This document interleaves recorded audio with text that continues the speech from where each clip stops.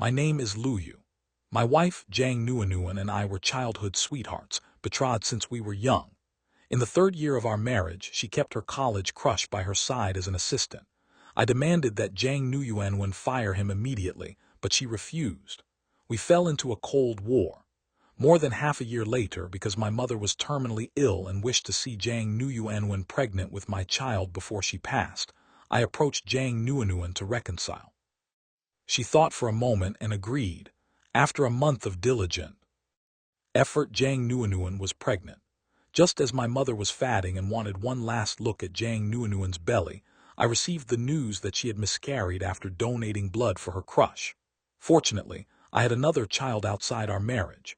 At my mother's funeral, the atmosphere was somber. Those behind me cast strange glances my way because in the place where my wife Jang Nuanuan should have been stood my mistress Hanwen Jang. She held a child in her arms. She took Jang Nuanuan's place in seeing my mother off on her final journey. After the funeral, Jang Nuanu's father, my father-in-law, stopped me. "Lu Yu, it was your mother's funeral, so I didn't say anything. But what is the meaning of bringing your mistress and illegitimate child to your mother's funeral? Have you considered the impact this will have on our 2 companies? Father Jang was furious. However, his anger wasn't about his son-in-law's infidelity. It was because I had allowed Hanwen Jang to appear before everyone in the capacity of a daughter-in-law.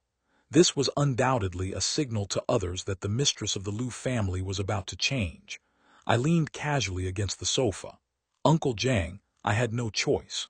Your daughter lost our baby for that pretty boy and is still lying in the hospital. If I didn't find someone to take her place, I couldn't let my mother pass away without peace of mind, could I?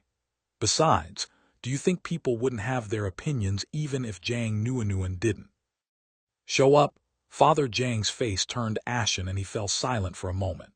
He knew about the male assistant Jang Nuanuan kept. He had even cautioned her about it. But Jang Nuanuan was too willful, insisting on doing things her way. Furthermore, since Lu hadn't made a move, he hadn't delved deeper into it. After all, it was common for the wealthy to have their own affairs. You couldn't find one truly devoted couple in 10. But this time, Jang Nuanuan had gone too far, causing a miscarriage by donating blood for a kept man. Not to mention, her willfulness had caused her to miss seeing Lu Yu's mother for the last time. The fact that Lu called him uncle instead of dad showed how truly enraged he was, but he still had to clean up the mess. Father Jang considered his words carefully, softening his tone. "Uncle knows Nuanuan went too far this time. But you brought your mistress to your mother's funeral. You made her lose a great deal of face, too. Can you, for my sake, forgive her this once? After all, our 2 families have so much cooperation. If you divorce, it will be a loss for both our corporations." I said nothing, taking a stack of photos from the bag behind me and placing them in front of Father Jang. Father John's expression immediately darkened as he looked at the young girls in the photos. He recognized a few of them. They were his illegitimate daughters. As for the ones he didn't recognize, they were likely his illegitimate daughters as well. "Lu, what is the meaning of this?" Chuckled lightly. Uncle Jang may have misunderstood my intention. Seeing Father Jang's murderous glare, I knew he had misunderstood. I wasn't foolish enough to threaten him with his illegitimate daughters. Father Jang and Mother Jang had always had their separate affairs. Even if Mother Jang saw these photos, as long as the inheritance was in Jang Nuanu's hands, she wouldn't even spare them a glance. Father Jang's expression softened. Threatening him with his illegitimate daughters was like slinging mud. Ineffective but disgusting. Fortunately, Lu wasn't that stupid. "Then what do you mean?" "The marriage alliance will continue, but with a different person." Father Jang understood Lu Yu's meaning at once. He would still be allied with the Jang family through marriage, but the bride would be one of his illegitimate daughters instead of Jang Nuanuan. The Jang Corporation was still in his hands. As long as Lu married his daughter, it made little difference to him which one it was. The only ones who would object would be Jang Nuanuan and her mother, but they held few shares. As long as Lu Yu was on his side, there wouldn't be much of an uproar.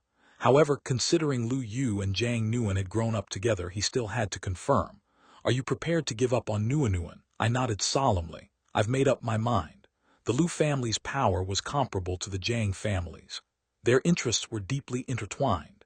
Any problem in their cooperation would result in significant losses for both sides. As for snatching the Jang family's assets into my own hands, that's even more impossible. The Jang enterprise is personally controlled by Father Jang. For a young fox like me, it's already an accomplishment not to be outsmarted by an old fox like him. Father Jang's expression changed several times. After a while he asked, "Which one have you set your sights on? Let's go with this one. If she's not suitable, we can always switch." "You little bastard." Father John glanced at the photo my finger was pointing at and cursed under his breath. In the photo, a girl was strolling on campus, her smile bright and radiant, looking incredibly youthful and lovely. After chatting with Father Jang for a while longer, I drove to Hanwin Jing Unk's residence. Upon seeing me, she skillfully came forward, took my coat and hung it up for me. Noticing she was the only one in the house, I asked casually, "Why are you alone? Where's the nanny?" Hun Jane gave a sly smile. "Knowing you were coming, I gave her a half-day off." I walked towards the room. Little Bale was lying in his crib, flipping a children's toy over and over. He immediately smiled upon seeing me, his round eyes turning into crescent moons. After playing with little Bao for a bit, a soft touch came from behind. I turned around and hugged Hanwin Jang, pressing my forehead against hers, and said, "It's been hard on you taking care of the child. It's not hard as long as you come to see me more often." After holding each other for a while, I pulled her into the next room. Early the next morning, Jang Nuanuan stormed into the conference room, furious. Due to the blood donation and the miscarriage, she looked extremely weak. But because of her anger, an unnatural flush appeared on her face. The assistant hurriedly apologized. "President Madam insisted on coming up. I couldn't stop her. It's fine." I waved my hand, signaling for him to leave first. Jang Nuanuan and I were not yet divorced. He didn't have the guts to forcibly stop her. There was no need to make things difficult for an employee. "Let's adjourn the meeting for now." I looked at the others present, gesturing for them to leave first. Once the room was empty, Jang Nuan exploded. "Lu, you've really got some nerve. I can't believe that not only have you been keeping a mistress behind my back, but you even have an illegitimate child." I retorted with a look of indifference. "So what? You can keep a pretty boy. Why can't I have a soulmate? Don't be such a hypocrite." Jang Nuanuan slammed the table with a loud bang. "How many times have I told you there's nothing going on between me and Xiao Wenbin? I just felt sorry for him and wanted to help him out." I sneered. "Jang Nuanuan, do you even believe that yourself? Nothing going on. You donated blood for him, causing your own miscarriage. This attitude of yours, daring to do but not daring to admit, really makes me look down on you." Jang Nuanuan became agitated. "Back then, Xiao Wenbin was hospitalized because he was protecting me in the car accident. Are you telling me I should have just watched him die? There is absolutely nothing between me and Xiao Wenbin. You're just being too petty. And another thing, let's talk about that mistress of yours. A year ago, you started staying out for days on end. You were at her place, weren't you?" The more Jang Nuanuan spoke, the angrier she became. It was as if, in her words, my cheating was some unforgivable sin. Well, she was right to think so. Jang Nuanuan and I were genuine childhood sweethearts. Back then, in response to the national policy, both Jang Nuanuan and I were only children, at least on the surface. Our families arranged our engagement when we were very young. The two families agreed that we would have 2 children in the future. The first would take the surname Lao, and the second would take the surname Jang, inheriting the respective family businesses. Jang Nuanuan, who didn't yet understand what marriage meant, started following me around like a little tail after hearing from the adults that I was the person who would accompany her for the rest of her life. Sometimes I found her too clingy and called her Shadow. She would just reply huffily, "I'll follow you, I'll follow you." Elementary school, middle school, high school, university, we were always together. We tasted the forbidden fruit right after we came of age. I still remember the scene of her snuggling in my arms, repeatedly making me promise that I would never ever betray her. I knew she had a deep sense of insecurity. Both my parents and Jing Noon's parents were in arranged marriages. Her parents each had their own affairs. After she was born, her father had a succession of young, beautiful secretaries, which continues to this day. Some of them were even younger than Jang Nuanuan. Her mother was the same with one young man after another. Throughout the year, they rarely came home to see this daughter. They had almost forgotten. Even when they did meet, they would ask about her grades in a lukewarm manner, saying perfunctory things like, "Keep up the good work." My family situation was slightly better. My mother came from a scholarly family and stayed home to take care of me after I was born. No matter how many women my father had on the side, as long as it wasn't flaunted in her face, she pretended not to see. And given my mother's tactfulness, my father, despite his flings, never left any illegitimate children behind. Jang Nuanuan had always treated my mother as her own and saw me as her sole reliance. The 18-year-old Jang Nuanuan couldn't understand why her own mother was willing to be pressed under one man after another. She neither wanted to live a life where each played their own game, nor did she want to be lonely like my mother. So during college, she kept a very tight leash on me, terrified that I would be snatched away by some vixen until the appearance of Yaomei. Thinking of our past relationship, I decided to explain things clearly to Jang Nuanuan one last time to prevent her from pestering me after the divorce. "Nuanuan, do you still remember Dragon Raja that we used to follow together in middle school?" Jang Nuanuan was taken aback for a moment, not understanding what I meant. I continued, "There's a passage in Dragon Raja. For a boy, falling in love with a girl is too easy. As long as she is beautiful enough, there can be 1,000, 10,000 reasons to develop feelings at first sight. Those reasons might be her cheerfulness and liveliness, perhaps her knowledge and tranquility, or maybe the loneliness she inadvertently reveals. Of course, all of this is predicated on her being beautiful. I grew up with you, but that doesn't mean I won't be attracted to other women. Hanwen Jiang was our senior in college. She was very beautiful. Plus, her features were exactly to my liking. It was all too easy for me to fall for her with just a little more attention. By the same token, I didn't get angry with you when I found out you were interested in Yaomei during college, because no one can be attracted to only one person of the opposite sex for their entire life. Yaomei was Jang Nuan Sr. in the same department. The first time I heard Yaomei's name from Jang Nuan's mouth was precisely during that period. Jang Nuanuan was obsessed with campus romance novels, and she said Yaomei looked just like the male protagonist from a novel, and she told me the plot of that novel.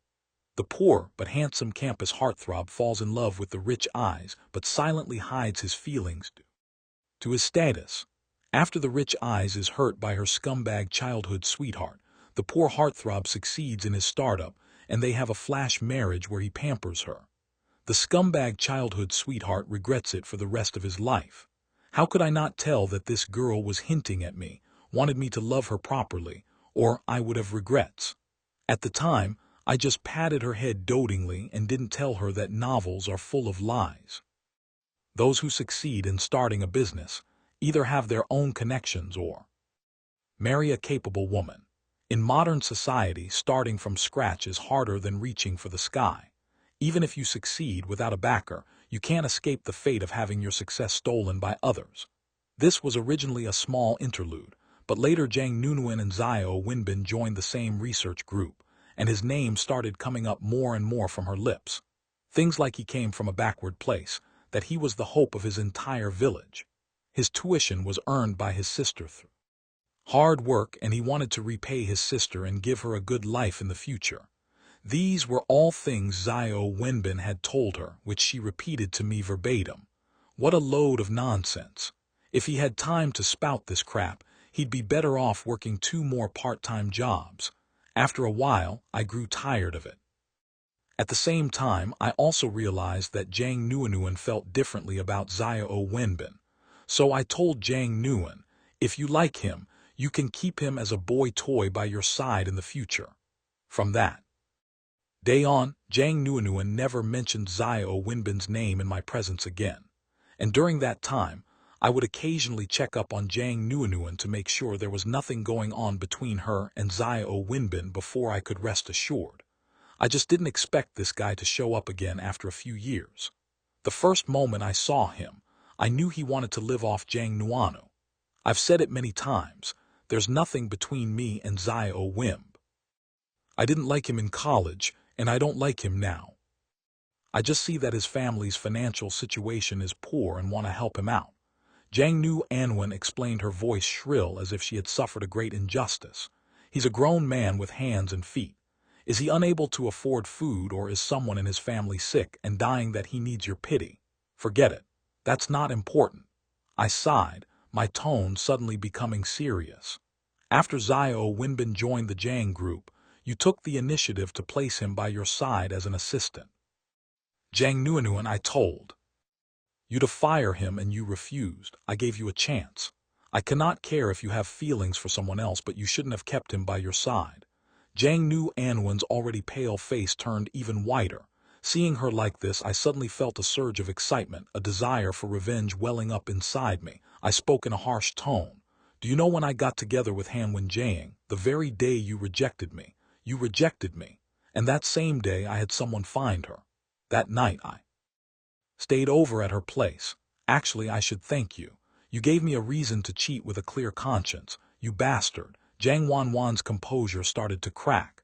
You're just making excuses for your own cheating. I looked at her coldly. Think whatever you want. I made it clear to you before we got married.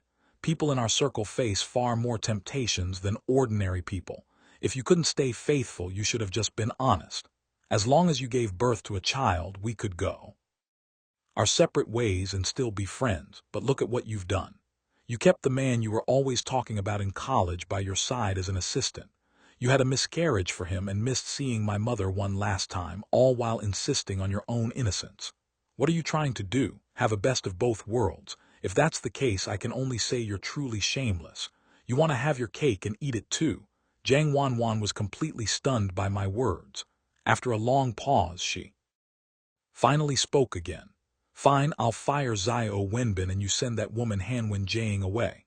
As for the illegitimate child she bore for you, I won't hold it against you. I'll give her more money as long as she never appears before you again. Let's start over. Okay, husband. She bit her lip, her eyes welling with tears as if she had been terribly wronged. That's impossible. Jang Nuanuan, I refused directly. Why?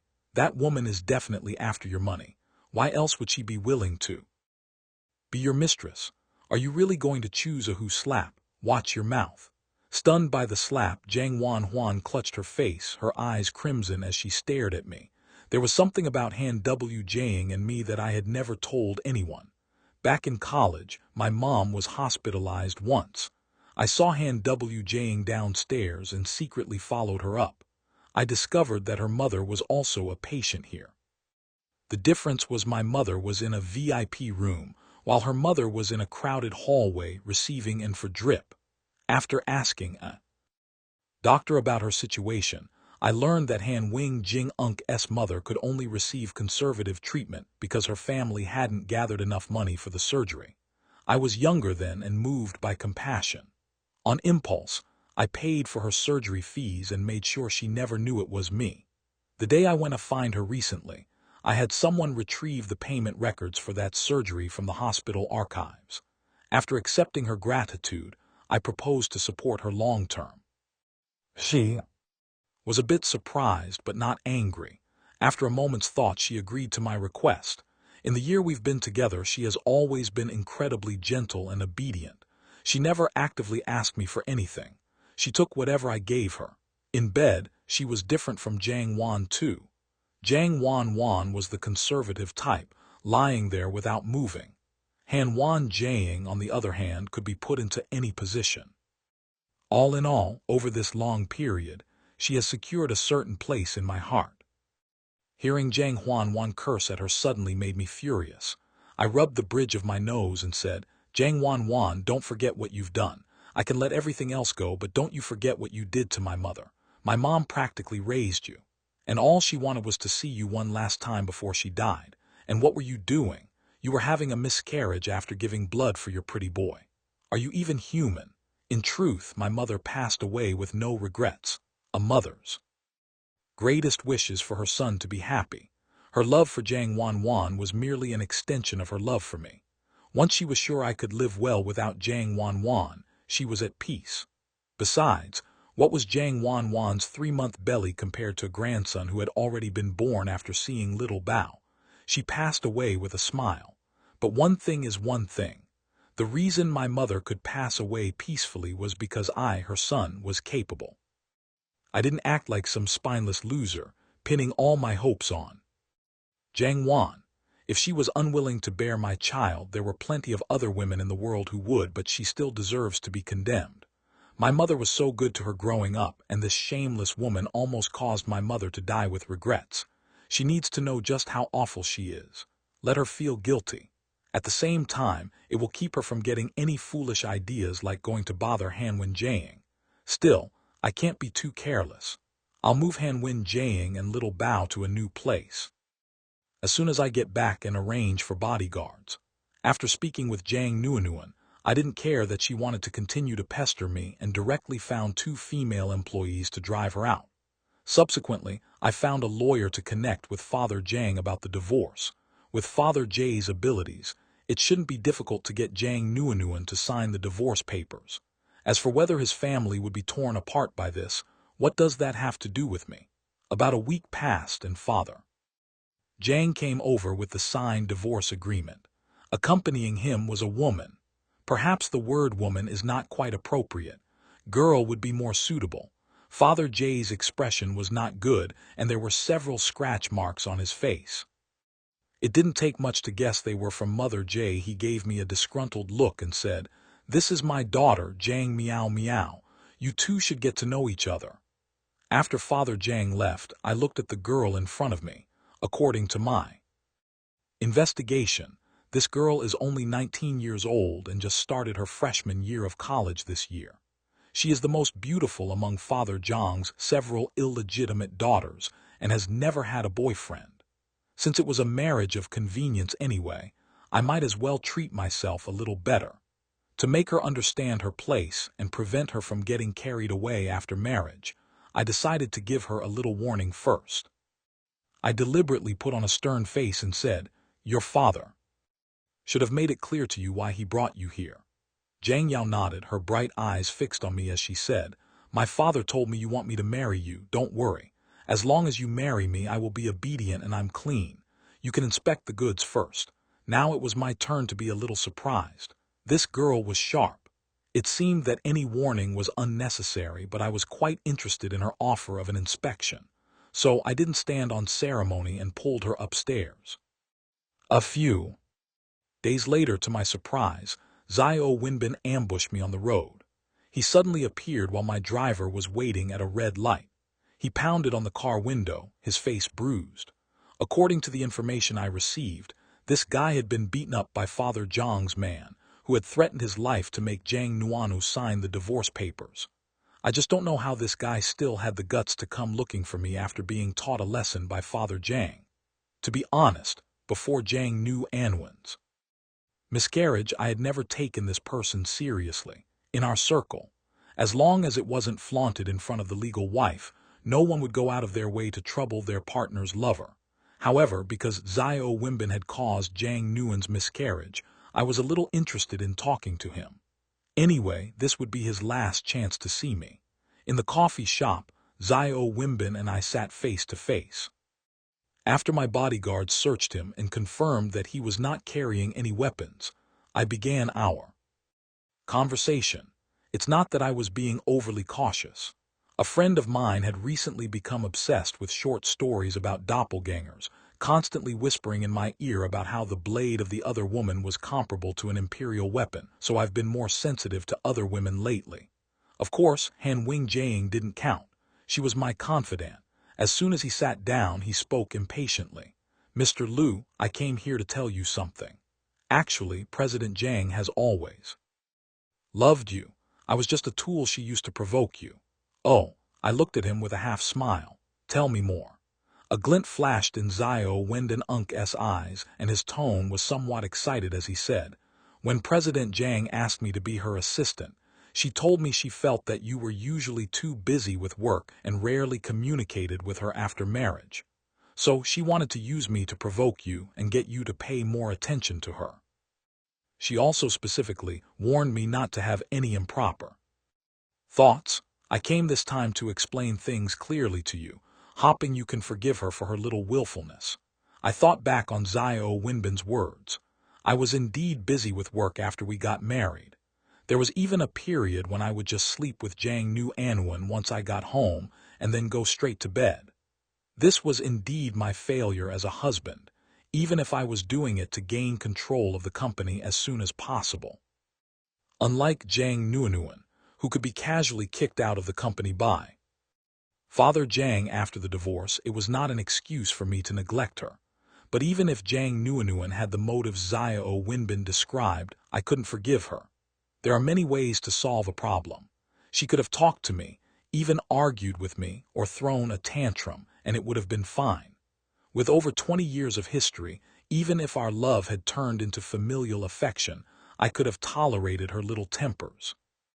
But she shouldn't have chosen the one method I could never accept. To love you is to find a man too. Be ambiguous with to provoke you.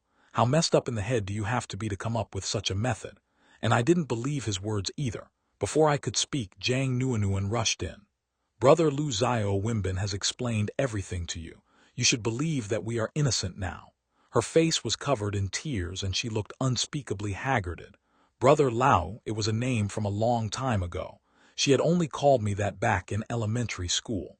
I came back to my senses and said, Jang Nuanuan, maybe you did keep Xiao Winbin around for the reasons he mentioned, but I don't believe you would have kept him as your assistant for a year if you didn't have other ideas.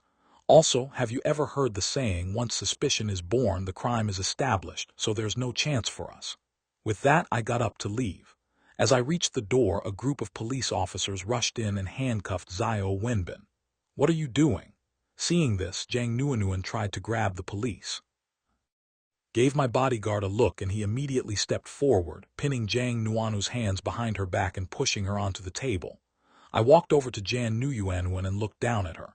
I had someone look into it. The car accident you mentioned was staged by Xiao Winbin. As for the reason, it was probably to make you feel guilty. In an instant, Jang Nuanuan's pupils contracted. She spoke like a mad woman. Impossible. Absolutely impossible.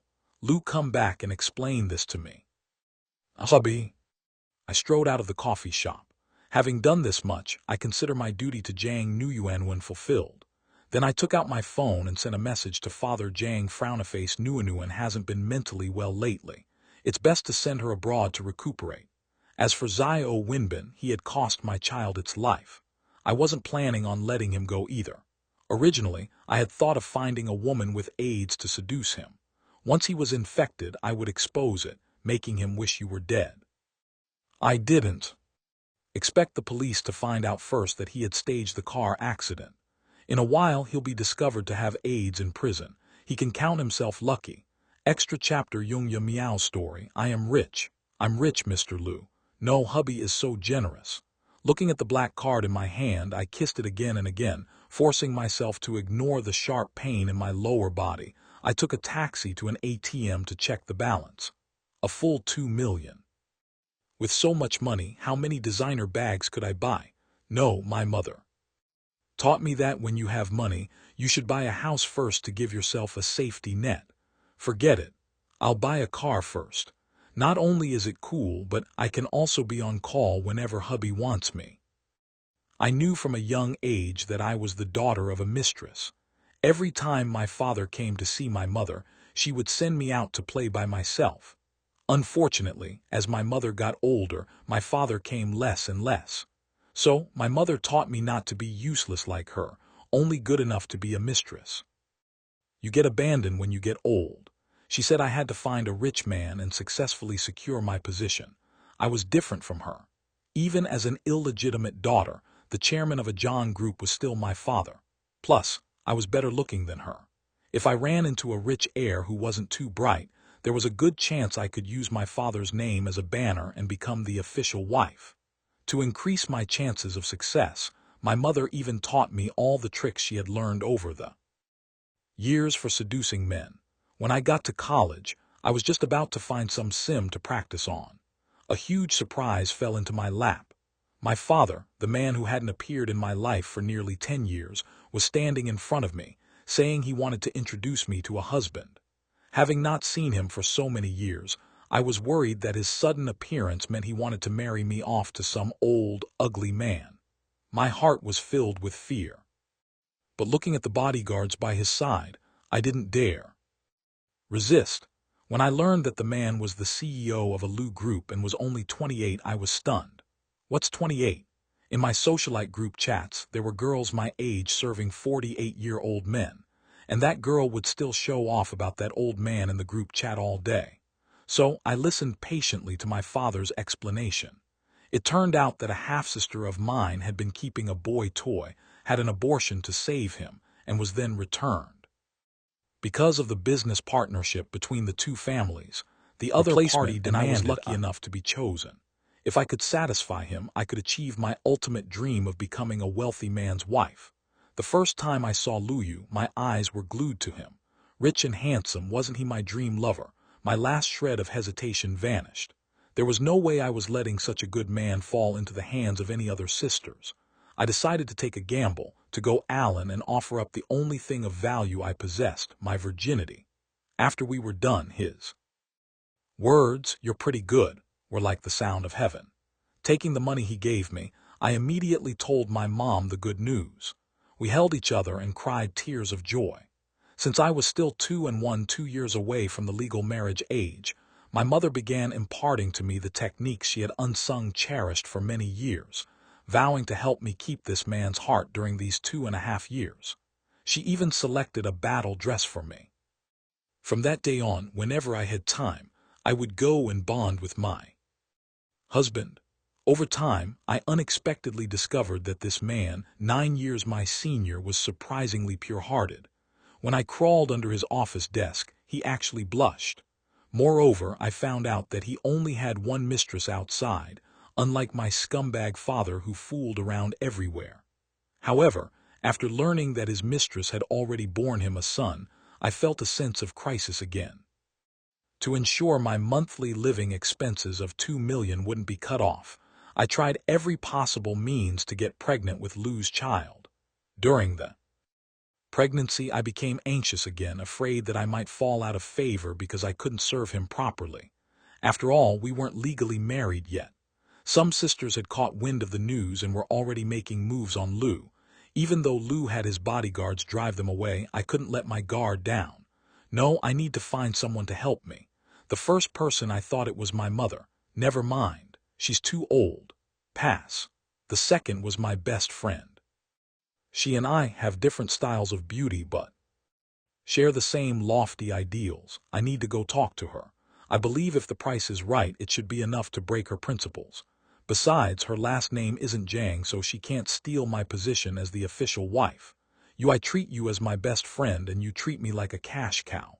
I only get $2 million a month and I have to give $500,000 to my mom.